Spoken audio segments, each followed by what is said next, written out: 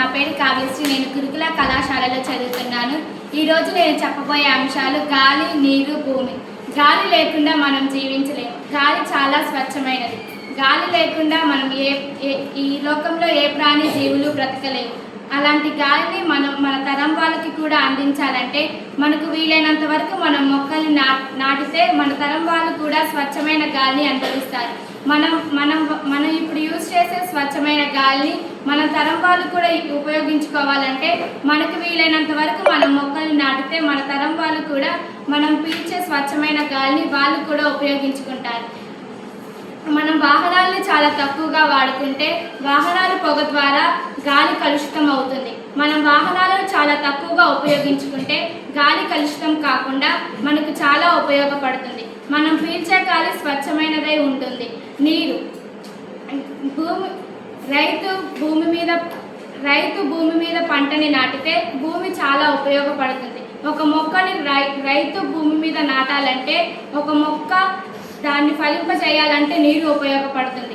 నీరు, భూమి రైతుకు చాలా ఉపయోగపడతాయి. రైతు పంట పండిస్తేనే మనం ఆహారం తీసుకుంటాము. నీరు, భూమి చాలా ఉపయోగపడుతుంది. మనం ఉపయోగించుకునే గాలి, నీరు మనకి చాలా స్వచ్ఛమైనవి. అలాంటి నీరుని మనం పొదుపుగా వాడుకుంటేనే మన తరం వాళ్ళకి కూడా ఉపయోగపడుతుంది. నీరు లేకుండా రైతులు చాలా కష్టపడుతున్నారు. మనం నీరుని మనకు సాధ్యమైనంత వరకు మనం చాలా తక్కువగా ఉపయోగించుకుంటేనే మన తరం వాళ్ళు కూడా మనం వాడుకున్నట్టు వాళ్ళు కూడా వాడుకుంటారు. మనం వాడే నీరుని చాలా పొదుపుగా వాడుకోవాలి. భూమి సహనంతో ఉన్నట్టు మనం కూడా సహనంతో ఉంటేనే మనకి మంచి ఫలితాలు లభిస్తాయి. భూమి, నీరు, గాలి ఇవన్నీ పంచభూతాలు. ఈ పంచభూతాలని మనం కల్తీ కాకుండా చూసుకోవాలి. మనం వీటిని కల్తీ కాకుండా చూసుకోవాలంటే మనకు సాధ్యమైనంత వరకు మొక్కల్ని నాటాలి. మనకు వీలైనంత వరకు నీరు తక్కువగా ఉపయోగించుకోవాలి. మనం చేసే ప్రతి ఒక్క పనిలో కూడా మనం చాలా పొదుపుగా వాడుకుంటేనే మన తరం వాళ్ళు కూడా మనం ఇప్పుడు ఉపయోగించుకున్నట్టు వాళ్ళు కూడా ఉపయోగించుకోగలుగుతారు. మనం చేసే ప్రతి ఒక్క పనిలో కూడా మనం తరం వాళ్ళని గుర్తుపెట్టుకొని చేసుకున్నట్లయితే వాళ్ళు కూడా మనం అనుభవించినంత స్వచ్ఛమైన గాలిని, స్వచ్ఛమైన నీరుని అనుభవిస్తారు.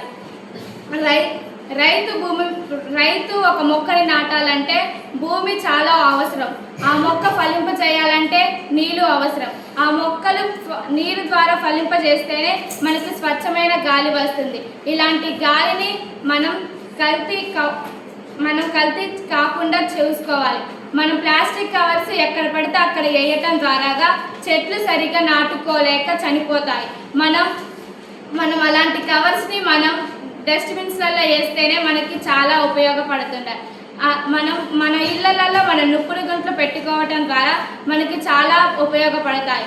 మనం చేసే ప్రతి ఒక్క పనిలో, మనం వాడే ప్రతి ఒక్క నడవడికలో మన తరం వాళ్ళని గుర్తు పెట్టుకున్నట్లయితే వాళ్ళు కూడా మనం అనుభవించినంత స్వచ్ఛమైన గాలిని, నీరుని ఉపయోగించుకోగలుగుతారు. మనం ఇప్పుడు చేసే ప్రతి ఒక్క పనిని కూడా మన తరం వాళ్ళని గుర్తు పెట్టుకొని చేసినట్లయితే వాళ్ళు కూడా మనం చేస్తున్న స్వచ్ఛమైన గాలిని, నీరుని ఉపయోగించుకోగలుగుతారు. మనం పీల్చుకునే గాలిని స్వచ్ఛమైన గాలిగా భావించి మనం ఎప్పటికప్పుడు వాహనాలని మనం తక్కువగా వాడుకుంటేనే మనకి మంచి గాలి వస్తుంది. మన తాతయ్య వాళ్ళు బీడీ తాగినప్పుడు మనం వాళ్ళకి తాగకూడదు అని చెప్తేనే గాలి కలుషితం కాకుండా మనకి స్వచ్ఛమైన గాలి వస్తుంది. వాహనాలను తక్కువగా ఉపయోగించుకోవాలి. మనకు సాధ్యమైనంత వరకు మొక్కల్ని నాటాలి. మనం మొక్కల్ని నాటితేనే మనకి చాలా పరిశుభ్రంగా మనకి స్వచ్ఛమైన గాలి వస్తుంది. గాలి, నీరు, భూమి ఇవన్నీ చాలా ముఖ్యమైనవి. వీటిని మనం వాడుకునే పద్ధతిలోనే మనం తరం వాళ్ళు కూడా ఉపయోగించుకోగలుగుతారు. గాలి, నీరు, భూమి ఇవన్నీ మనకి చాలా ఉపయోగపడతాయి. మనం జీవించడానికి చాలా ఉపయోగపడే పదార్థాలు. ఇవన్నీ పంచభూతాలు. వీటిని మనం సరిగ్గా ఉపయోగించుకుంటేనే మన తరం వాళ్ళు కూడా ఉపయోగించుకుంటారు. ధన్యవాదాలు.